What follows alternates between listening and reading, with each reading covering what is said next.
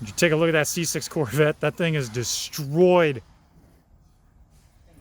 Bet it was parted out. You got the keys?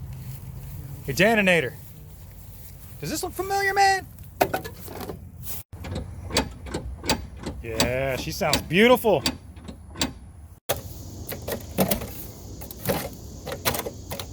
Yo, this truck's had it.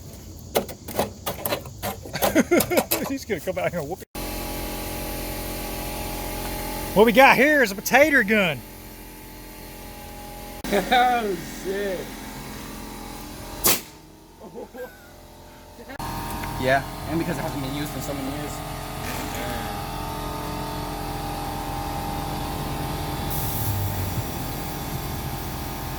Your truck shot.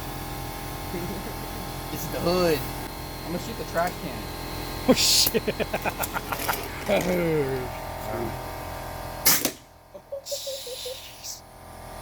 That'll leave a welt.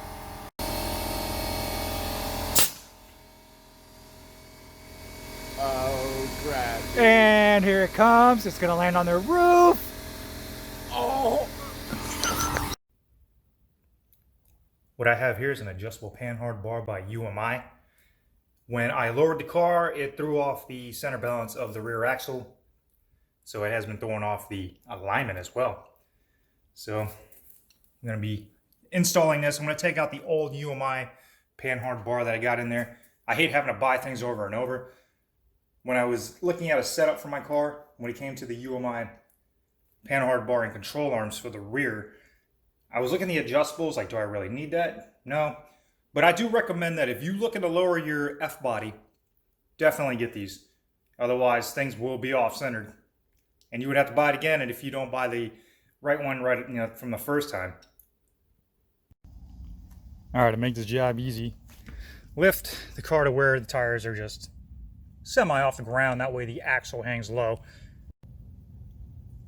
I'm going to be replacing this Panhard bar here, which runs from pretty much under the frame of the vehicle, tied in with some mounts, and then to the rear axle on the driver's side.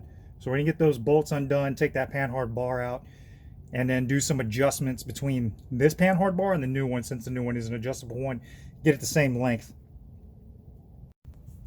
All right, on the passenger side is going to be an 18 millimeter and a 21 millimeter to be able to get this bolt out to undo this Panhard bar. All right, if you have a rubber mallet, I suggest using it so you can get this bolt out. Then this end should drop down. It's very tight in here. Actually, I think it's hitting the spring here. I had to find a way to work around that. All right, so I'm gonna have to get a punch and work this out. All right, there's one side down, so I just got to do that other one. Same process, and I'm going to find out what size bolts need to go in there. And to make this easier, this bolt was going towards the back of the car, so what I'm going to do, I'm going to put it going towards the front of the car. So if I ever have to do this again, it'll be a lot easier because this spring was kind of keeping it down. I mean, I was able to move the spring with my hand a little bit, but I don't want that spring coming out, so I don't want to go through that whole process. All right, got that out. You see it's nice and disgusting. Ooh, dirty. So what I'm gonna do is I'm gonna adjust this to the same length as the one that just came out to be able to just get it in there. And then one of my friends that works in a shop, I'm gonna take it to him to get this aligned so he can get this evened out, since it was off after I dropped the vehicle. Got them side by side, so I'm just using this bolt. This bolt goes through both of them, but on this side it does not. Kind of just stops right there, so it tells me that it's not exactly lined up, and you can even tell by the grease fittings that it's not exactly level yet. So I'm just going to keep working on that until I get it. All right, I got both sides lined up. Goes through both smoothly. Same thing here. So I'm going to be able to reinstall. New one is installed. So I'm going to torque this down. It says, I think the rating for torquing this down is around 70, 75, something like that. But I'm going to do 80 just to be sure, because that doesn't seem like it would be good enough. And I'm gonna have to tighten up that nut right there. That is one of the adjustment. So that is, I don't know, I'm gonna guess maybe a 25 or 26 millimeter. I'm just gonna use a regular adjustable wrench, get that on there. All right, so I'm gonna get my torque wrench adjusted to 80 pounds. This thing's being a little iffy. Here we go. Yeah, that's fine, whatever. So we're gonna get up on the car, bolt these down to that torque spec.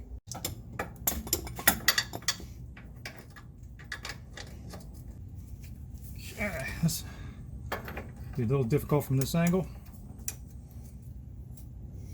So I got this breaker bar with an 18 millimeter socket and then the 21 millimeter socket on the torque wrench itself. So as I turn it, breaker bar will dig itself into the ground.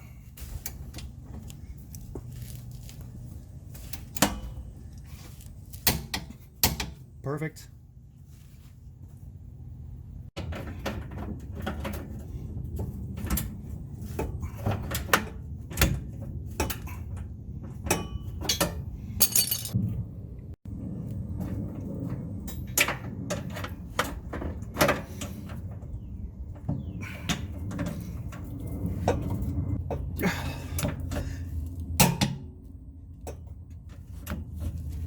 And that side is good. All right, new one is in. So probably on another video, I'll show how this gets adjusted. My friend is an expert, works at a real shop, so they got all really good equipment there. And that's it. That's how you get that in there. UMI Performance is what I go with. There's other companies, I think like BMR, make the same stuff. I mean, it's all welded metal piping. So it's your choice, whatever you go with. I got UMI control arms, that Panhard bar there, UMI springs with the orange Coney shocks. So that's what makes up my suspension as of now. I mean, sometime in the future, I would love to be able to get some front control arms, lower and upper A arms with a UMI K member that bolts up to the engine, because that takes about 25 pounds off the front end. But all it takes is money, and everything's a dream. So I hope you enjoyed this one. This is Chemical Spore, out.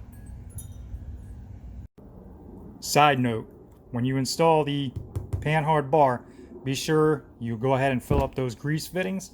I have a grease gun, which I have to get back up under the car and get that taken care of. Very important. Don't forget to do it. What's the best thing about UMI, other than their wonderful products? It's made in America.